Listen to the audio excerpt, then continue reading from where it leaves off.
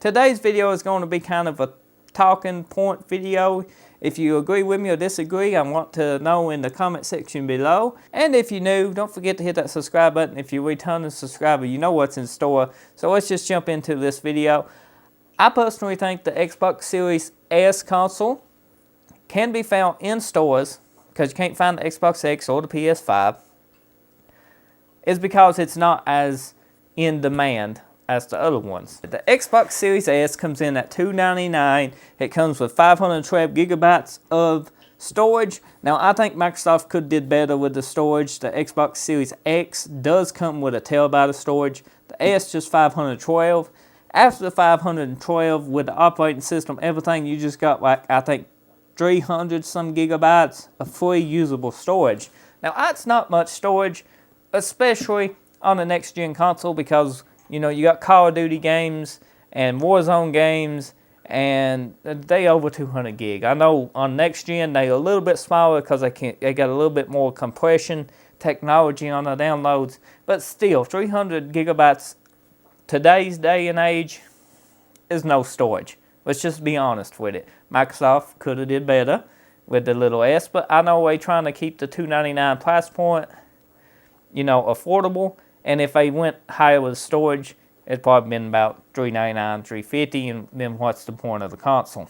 And personally, I think that's one of the reasons this little guy is still on store shelves and you can walk in and find one, is because when somebody goes to buy this, they see it's got 512 gigs of storage, and they go to buy expandable storage, which is Microsoft, you know, ecosystem. Plugs into the back, kind of like they did with the Xbox 360 storage. It's pretty well $200 more or more, depending on the size you get. And that adds the cost after $299, $200 more of a Series X in order to get less storage than the Series X. That just don't make no sense, does it? Not to me, and probably not to you, besides a cost-saving feature. Now, I can understand that Microsoft probably had in mind that everybody's using the external storage from the Xbox One and stuff, and moving the games from the onboard memory, the Series S games, transferring them to the older hard drive, which they can't play off that hard drive, but you should be able to transfer that game over to save you from having to re-download it. If you want to play it, just move it back to the onboard storage memory. But still, it feels like you're just missing out with just so little storage. Another reason I think it's still on store shelves is because it don't have a disk drive, which I think in the future, all consoles ain't going to have a disk drive. Everything's going to be all digital. That's just the future. PCs is done moved that way. Consoles is basically catching up to PCs now, and they be all digital soon too. Let's just be truthful with each other. This is probably the last generation of the disk drive with consoles that we're going to see. And the reason I think basically this ain't got a disk drive is hurting, you know, its demand, is because a lot of people's got Xbox 360 games, Xbox One games that's backward compatible, that's on disc. You know, you can put it in a Series X and it will play. This not having that disk drive or that backwards compatibility, that big disk library that somebody has, you know, the game collectors and all this, they're not able to play, or if they want to upgrade, they're not able to play that game with this system if they upgrade to it. If they upgrade to the Series X, then they probably most likely be able to play most of the games from the older library. With the Series S being disc-free gaming, it's not going to happen. It just ain't going to happen because there ain't no disc drive. You might can buy an accessory to make this into a disc version. I ain't looked into it. Let me know in the comment section if they are such a thing. And if you did, then what's the cost after you add more storage to it in a disc drive? But availability is a big factor. This can do next-gen gaming. It's available. You can walk into a store and buy it for $299. Now, this little thing was designed for Game Pass.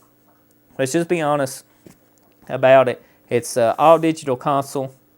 It's to bring people into the digital age at a very low cost. With Microsoft's Game Pass, access to hundreds of games and it's a great deal. Some of the day one launches will be on this. If it's Microsoft, the Halo was and stuff like that. Saves people from going out and having to buy the game. But if it ever gets removed from Game Pass, you will have to purchase the game. If you still ain't, got your enjoyment out of it, or you still play it with friends and stuff. But as long as it's on Game Pass, you got access to those games. And if Microsoft probably owns it, it's probably going to stay on Game Pass for a really long time. The third-party games probably ain't. But let's dig into it, take a closer look at the console. This is the Series S. It's a very small little console. It's very portable. I mean, you could throw this in your backpack and pack it around with you. But as I said before, no disk drive. I think that's one of the reasons it's easy, to find in stores, because it ain't got that back catalog availability to it. On the back, you got 2 USBs, the storage expansion for the Microsoft, HDMI out, and the internet connection. Now, this is wireless too, so it's expected with anything new this day and age. The controller is very beautiful. It's next-gen controller, and it feels extremely good. And it feels just like the Series X controller. Side by side, there's no difference. You are getting the same, pretty well, experience as if you had the X. And if you upgrade later on to the Series X, this controller will work on it. So at the end of the day, I think the Series S is a great console if you're looking to get in next gen and can't find a Series X and upgrade later. If you're just now getting into gaming, or if you're looking for something to take on trips and stuff with you that don't take up a lot of space, this is a great console for that, especially if you got a digital library. And if you just play Warzone on it and you want to take it places, because Call of Duty Warzone is a big game, let's be honest. Everybody plays it, most everybody plays it, but it's a buggy game though. So that's the Series S and the reasons why I think it's still on store shelves. It's overlooked. It's a great purchase price if you want $299, a small form factor. If you're looking to get in next-gen gaming, just casual game, just want to take a console with you, then $299 is a great buy.